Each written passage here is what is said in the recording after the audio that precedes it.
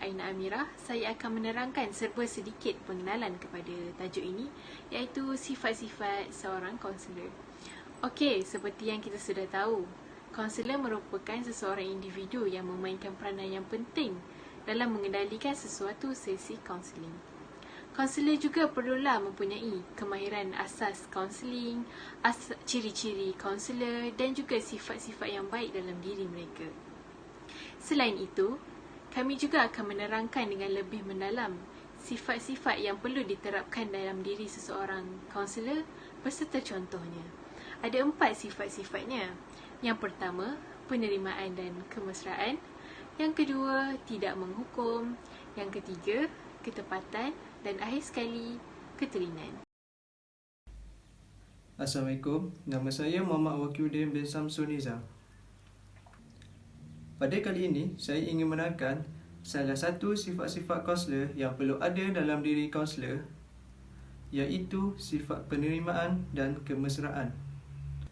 Sifat penerimaan dan kemesraan merupakan salah satu sifat utama yang perlu ada dalam diri kaunselor mengikut pandangan Carl Rogers. Seterusnya, saya ingin menerangkan sifat penerimaan dalam konteks bimbingan dan kaunseling. Sifat penerimaan dalam konteks bimbingan dan kaunseling bermaksud kaunselor dapat menerima klien seadanya tanpa menilai pengalaman lampau klien, di mana kaunselor perlu menerima klien dengan hati yang terbuka tanpa ada sebarang syarat.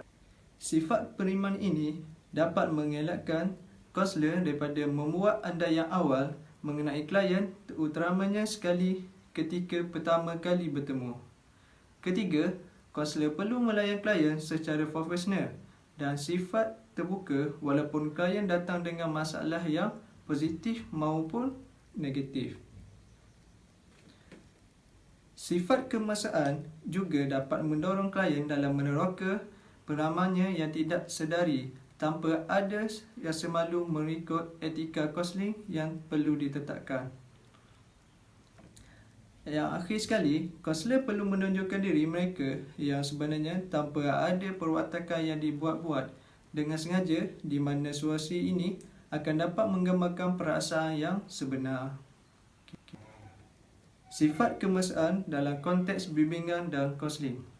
Menurut Carl Rogers, suatu hubungan yang baik dapat ditunjukkan melalui kemesraan daripada seorang kaunselor semasa bertemu dengan kliennya.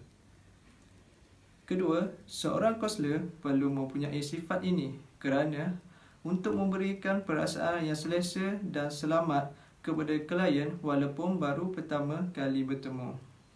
Akhir sekali, kesan sifat penerimaan dan kemesraan terhadap kaunselor dan klien.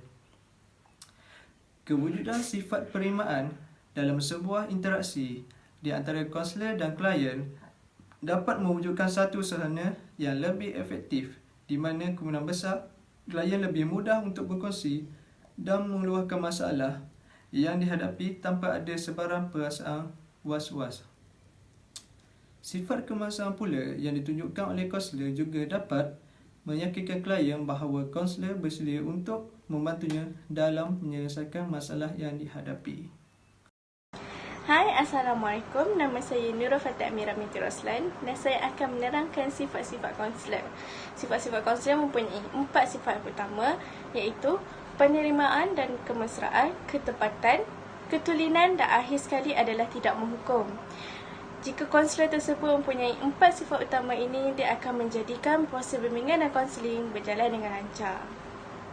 Seterusnya, saya akan menerangkan mengenai tidak menghukum. Tidak menghukum bermaksud kaunselor tidak boleh melabel klien dan tidak boleh menjatuhkan hukuman kepada klien. Sebagai contoh adalah isu pertama, pelajar ditangkap kaluat. Kaunselor sepatutnya tidak boleh melabel mengatakan pelajar tersebut adalah pelajar yang tidak mempunyai marah kerana pelajar tersebut akan merasakan rendah diri ataupun tidak yakin. Sebaliknya, kaunselor harus menanyakan mengapakah pelajar tersebut boleh melakukan perbuatan sedemikian. Sebagai contoh, mungkin kerana pelajar tersebut mempunyai masalah keluarga ataupun terpengaruh dengan budaya luar atau rakan sebaya. Contoh kedua adalah isu buli. Sebagai contoh situasi adalah Ali, pelajar tingkatan 2, selalu dibuli oleh pelajar tingkatan 5. Justru Ali bertindak untuk berjumpa dengan kaunselor untuk menceritakan masalahnya yang dia sebenarnya sering dibuli oleh pelajar tingkatan 5. Setelah kaunselor mendapatkan kenyataan daripada Ali, kaunselor akan bertindak untuk menyelidik semula kes tersebut supaya tidak memihak kepada mana-mana pihak. Oleh sebab itu, kaunselor akan berjumpa dengan pelajar tingkatan 5 untuk menanyakan soalan mengenai adakah benar kamu sering membuli Ali. Akhir sekali, kaunselor akan memberi beberapa pilihan di mana Ali boleh mengadu kepada pihak atasan ataupun guru ataupun ibu bapa Ali. Kerana kaunselor tidak boleh bertindak membuat keputusan kepada Ali. Hasilnya, Ali akan merasa yakin dengan keputusan yang dibuat dan menjadi lebih berani untuk masa hadapan. Itu sahaja daripada saya. Terima kasih. Okey, baiklah, salam sejahtera. Saya Kenny Reki, nomor matrik DB170021. Seterusnya akan menerangkan sifat kaunselor, iaitu ketulinan. Okey, di mana sifat ketulinan ini adalah salah satu sifat yang perlu ada dalam diri setiap kaunselor, di mana seorang kaunselor itu perlu mempunyai ciri-ciri pribadi tertentu yang membolehkan seorang kaunselor itu menjadi seorang kaunselor yang berkesan. Contohnya, sifat kaunselor dan ataupun kongruent merupakan sikap asli ataupun sikap semula jadi yang perlu ada pada seorang kaunselor untuk kaunselor itu menjadi seorang kaunselor yang berkesan. Okey, seterusnya adalah tidak berpura-pura dan sentiasa bersikap jujur. Di mana sikap jujur itu perlu ada dalam diri seorang kaunselor terhadap klien dia. Sebagai contoh, kaunselor itu perlulah memberikan perhatian sepenuhnya kepada klien dan cuba bersikap jujur dan menyelesaikan masalah dengan baik dengan cara membimbing klien membuat keputusan yang lebih baik. Okey, hal ini sangat pentinglah supaya klien akan berasa lebih yakin dan selamat apabila bersama dengan kaunselor. Okey, seperti yang kita tahu, klien yang datang kepada kaunselor ini semestinya dia mempunyai masalah-masalah dan pribadi yang berlainan. Okey, sebagai contoh, ada klien yang sukar untuk meluapkan perasaan kepada orang lain. Apatah lagi kalau masalah dia itu terlalu pribadi. Dan ada juga klien yang tertekan apabila berhadapan dengan orang lain. Oleh itu, seorang kaunselor itu perlulah dia meyakinkan klien dengan dia perlu mengawal diri dengan perlakuan dan dia perlu bertutur dengan baik dan dia perlu menjaga sikap sebagai seorang kaunselor itu. Okey, hal ini sangat pentinglah untuk memudahkan lagi interaksi di antara kaunselor dengan klien. Okey, itu saja daripada saya. Terima kasih. Okay. Assalamualaikum warahmatullahi wabarakatuh. Saya Nur Kausar bin Talib, nombor matrik DB170031. Okay, hari ini saya akan membentangkan salah satu daripada sifat-sifat yang perlu ada dalam diri kaunselor yang menurut Carl Rogers, iaitu sifat ketepatan. Okey, sifat ketepatan ni atau nak kata sinonimnya adalah kejituan. Okey, apa yang dimaksudkan dengan ketepatan? Menurut Kamus Dewan Bahasa edisi keempat, ketepatan ni membawa maksud sesuatu perkara yang betul-betul atau benar-benar tepat pada sesuatu matlamatnya. Okey, manakala dalam konteks kaunseling pula, ia membawa maksud nilai atau sifat dalam diri seseorang kaunselor dalam memahami sesuatu keadaan atau situasi mahupun masalah yang dihadapi oleh klien dengan tepat. Okey, dalam ketepatan juga, seorang kaunselor perlu membantu klien dalam menyelesaikan ataupun dalam memudahkan klien untuk mencurahkan ataupun mengeluarkan isi hatinya yang terbuku dalam hatinya dengan mudah dan tepat. Dalam sifat ketepatan juga, seseorang kaunselor perlu menggunakan bahasa-bahasa yang ringkas, yang mudah difahami dan bertepat. Okay, hal ini demikian kerana jika seorang kaunselor menggunakan bahasa yang lebih kompleks ataupun yang sukar untuk difahami oleh klien, maklumat ataupun info yang disampaikan oleh kaunselor tidak akan difahami atau kurang difahami oleh klien tersebut. Selain itu, jika klien menceritakan sesuatu di luar ataupun tersasar daripada objektif utama sesi kaunseling, kaunselor perlu mencelah untuk mendapatkan maklumat yang lebih tepat dan jitu. Okay, selain daripada itu, kadang-kala apa yang disampaikan ataupun penggunaan bahasa yang disampaikan oleh klien kurang difahami.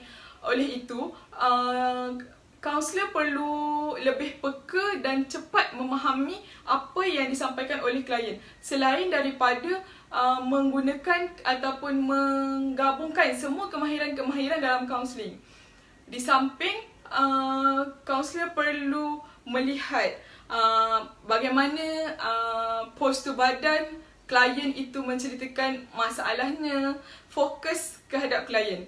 Okay, selain itu, penggunaan bahasa dan perkataan yang disampaikan oleh klien ini adalah penting untuk memastikan sesi kaunseling itu berjalan dengan lancar. Okay, Assalamualaikum warahmatullahi wabarakatuh dan salam sejahtera. Saya akan menerangkan tentang kesimpulan bagi tugasan ini. Okey, secara amnya, kaunselor yang baik mempunyai 3 ciri, iaitu ketulinan, yang kedua tidak menghukum, dan yang terakhir ialah penerimaan dan ketepatan. Okey, seorang kaunselor yang baik ialah seorang yang mampu menangani sesi kaunseling itu dengan baik dan lancar. Okey, bagi menjadi seorang kaunselor yang baik, beliau haruslah menerapkan sifat-sifat kaunselor yang baik ke dalam dirinya sendiri. Okey, contohnya seseorang kaunselor itu haruslah berkawan ataupun bergaul dengan semua individu yang lain tanpa mengira latar belakang mereka. Okey, ini sedikit sebanyak akan membantu kaunselor itu untuk lebih ia akan membantu kaunselor itu untuk mengendalikan sesi kaunselornya pada masa akan datang. Okey, kaunselor juga haruslah sentiasa memperbaiki dirinya untuk beliau lebih mesra ataupun lebih rapat dengan kliennya, agar kliennya akan mempercayai kaunselor itu sendiri bagi tujuan melancarkan sesi kaunseling ataupun mendapatkan jalan penyelesaian bagi masalah seseorang individu itu. Okey, secara tuntasnya saya dapat simpulkan seorang kaunselor yang baik haruslah sentiasa memperbaiki dirinya dan bergaul dengan individu yang lain bagi dapat beliau meningkatkan ataupun memperbaiki sesi kaunselingnya pada masa akan datang.